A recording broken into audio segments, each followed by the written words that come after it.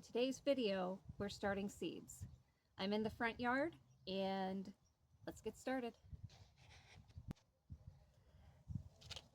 I'm going to start a handful of seeds for fall time, including some chamomile, 2 types of spinach, sugar snap peas, kale, this black-seeded Simpson lettuce,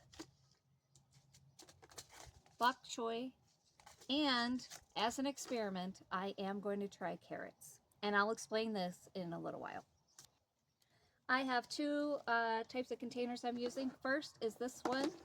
It's got these silicone bottoms that you just push the plant out, the seedling. And it's got this tray. And then I have saved a lot of my blackberry containers, or not blackberry, blueberry containers and strawberries.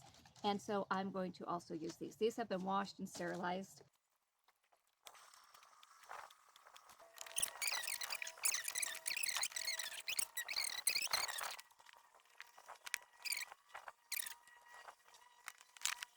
Look at these. I have these cute labels. I'm going to use these today, and that will give me enough in here. I'm going to start with chamomile. You see how tiny those seeds are?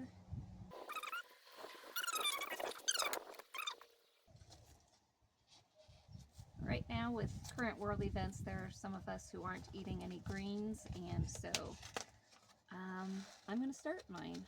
Spinach seeds are much easier to work with. I'm going to use 2 in each cell. You can use 1. I have had a hard time with seed germination this year, so I'm going to be safe.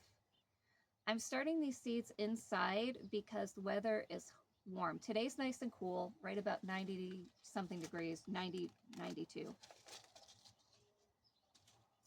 But we're going back up to 99 and possibly 100, and so these plants are not going to be super happy. One thing I'm trying this variety for is it's supposed to be slow to bolt, which means slow to go to seed, and it's more heat tolerant. So this should be a good fall, summer to fall spinach variety. I'll check that out and see how that goes.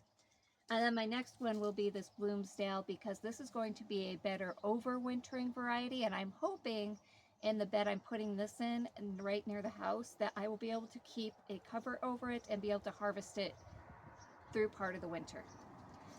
A few years ago I planted lettuce and spinach in October, and it overwintered really well. We had snow and everything that year, and in spring it started growing before everything else, and I had a wonderful harvest of both.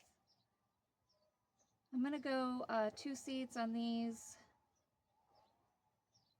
Now, if you don't have space to start these inside, that's okay.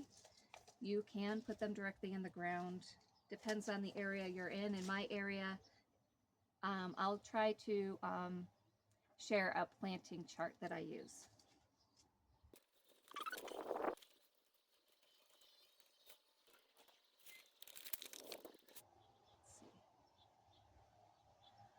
Okay, so I'm using regular potting soil, not seed starting soil, so I do have some large sticks like this. You don't want those in there. I have used seed starting mix before. I just find that potting soil also works without the big clumps, so that's preference. Let's go ahead and put the kale.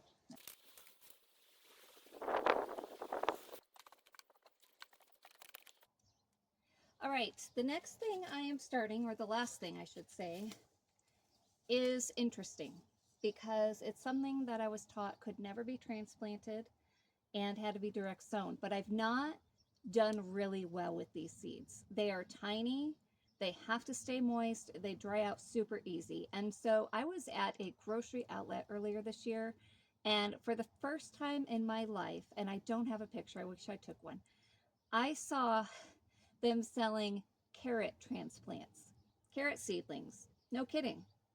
These were in containers similar to this, and it had 1 carrot per container, and you could put them into the ground. And I was skeptical. But then I watched some videos, and I've seen some people try it. So I am experimenting with a couple of different methods this fall. The first will be transplanting. I'm going to attempt to grow these and transplant them and see how they do.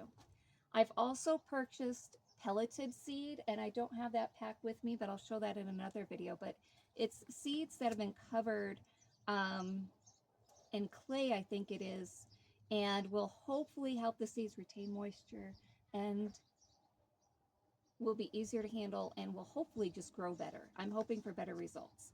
So we're going to try this and see how it goes. Have you ever grown carrots by seed through transplanting? So I originally grabbed this container and filled it with soil and realized that's not going to work. And I needed an individual containers. And the reason why, carrots have a taproot that go into the ground. And if that root is destroyed, you are going to ruin the plant because carrots are the root. That is the root of the plant. So I switched to this container. I am going to try this and let's see what happens. I'm going to put a few seeds in each because, like I said, carrots do dry out very easy. Do you see how tiny those seeds are? Super tiny.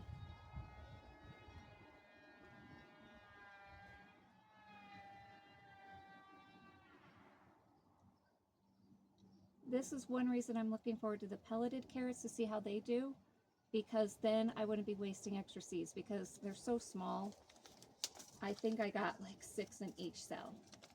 There's also carrot seed tape. I did not have good luck with that. So guys, this is my experiment. Now, carrots do need to be buried. And you definitely want to press them into the soil. So I'm going to add just a little bit of soil on top.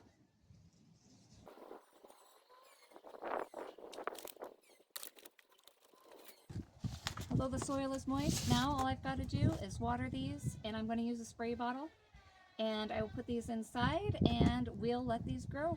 And I will be back in a couple of weeks with an update on all of these, especially the carrots. I'm skeptical, but let's see how that works.